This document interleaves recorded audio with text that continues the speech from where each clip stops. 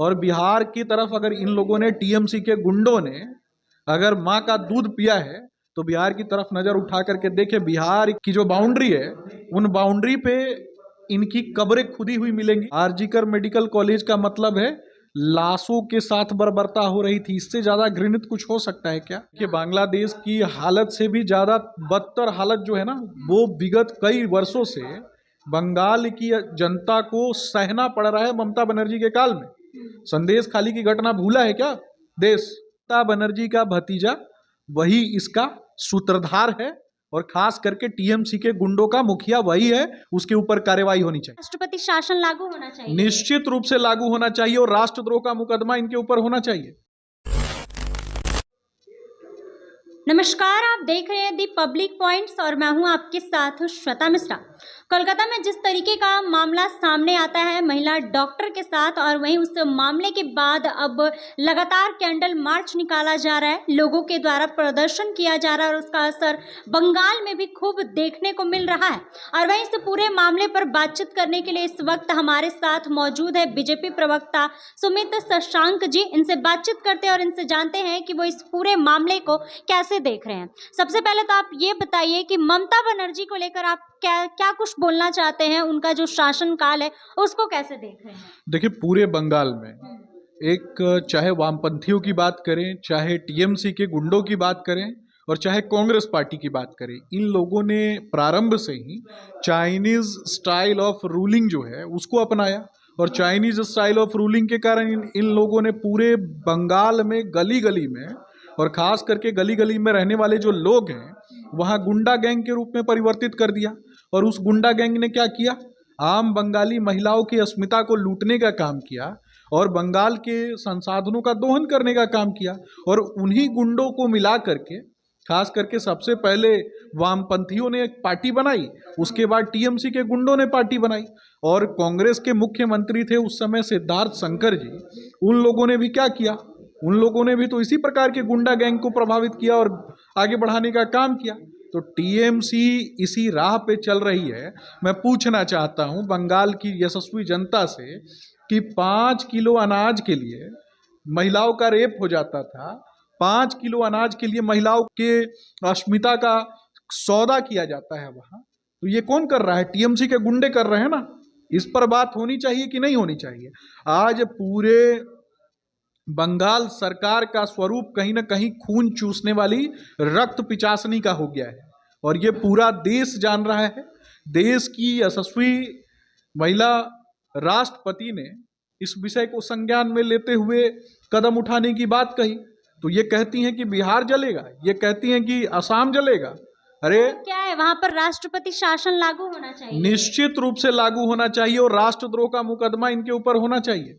क्या लगता है कि बांग्लादेश का जो हालात था वही बंगाल में भी देखने को मिलेगा? देखिए, बांग्लादेश की हालत से भी ज्यादा बदतर हालत जो है ना, वो विगत कई वर्षों से बंगाल की जनता को सहना पड़ रहा है ममता बनर्जी के काल में। संदेश खाली की घटना भूला है क्या देश? ये इस पर भी तो बात होनी चाहिए। भारतीय जनता पार्टी के जो कार्यकर्ता हैं और खास करके जो महिला कार्यकर्ता हैं, जब वो ग्राम स्तर पे जो चुनाव होते हैं उनमें जब वो हिस्सा लेते हैं तो उनके घरों में हत्याएं हो जाती हैं। तो ये हत्यारों का स्वरूप किसने बना के रखा है? तो इसे कैसे रोका जा सकता है? महिलाओं को लेकर जो उनके साथ दरिंदगी की जाती है, खासतौर पे बंगाल में देखने को मिल रहा है, उसे कैसे रोक सकते हैं? देखिए, आपने देखा होगा विगत कुछ दिनों से किस तरीके से एक चिकित्सक के साथ घृणित कृत्य जो है वो बंगाल में हुआ। एक मानसिक रूप से विक्षिप्त व्यक्ति वो बंगाल पुलिस में कैसे कार्य कर सकता है? ये भी तो बात करने की जरूरत है ना।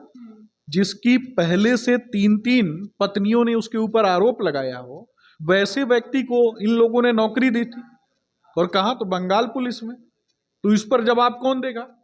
क्या इसके लिए दोषी नहीं है ममता बनर्जी की सरकार? आरजीकर मेडिकल कॉलेज का मतलब है लाशों के साथ बर्बरता हो रही थी। इससे ज्यादा घृणित कुछ हो सकता है क्या?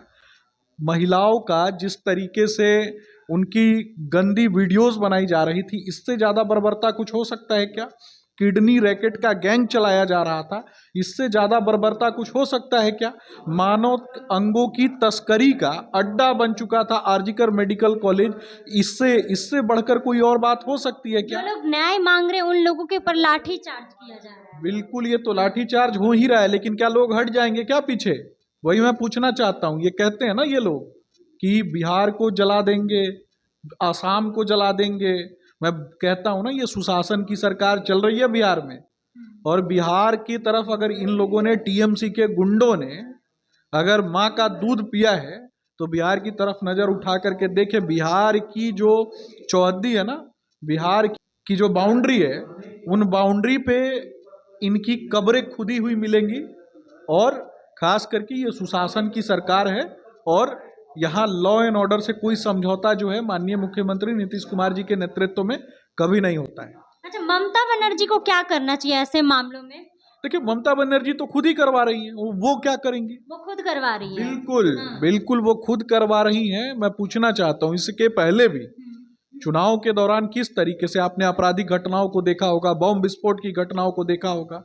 यह आरजीकर मेडिकल कॉलेज तो बस एक ट्रेलर है, पूरी फिल्म बाकी है। बंगाल के गली गली, मोहल्ले मोहल्ले में घरों के निर्माण के लिए, जो आवश्यक सामान खरीदने के लिए, दुकान खोलने के लिए, बिजनेस सेटल करने के लिए लेवी देना पड़ता है लोगों को, टीएमसी के गुंडों को। और वो राशि किसको पहुंचती है? वो राशि पहुंचती है सीधा ममता बनर्जी के पास, ममता बनर्जी के भतीजे के पास। ममता बनर्जी का भतीजा वही इसका सूत्रधार है, और खास करके टीएमसी के गुंडों का मुखिया वही है। उसके ऊपर कार्रवाई होनी चाहिए, उसके ऊपर कार्रवाई होना चाहिए। तो जैसे कि आपने सुमित शशांक जी की बातों को सुना है, और वही इनका साफ तौर पर कहना है कि बांग्लादेश में जो हालत है उससे भी बद से बदतर हालत पश्चिम बंगाल में होगा। अब बाकी आप लोग इनकी बातों से कितने सहमत है, इनकी राय से आप कितने सहमत है, कमेंट बॉक्स में अपनी राय जरूर दीजिएगा। फिलहाल इस खबर में बस इतना ही। ऐसे ही तमाम खबरों के लिए बने रहे हमारे साथ और देखते रहे दी पब्लिक पॉइंट्स। धन्यवाद।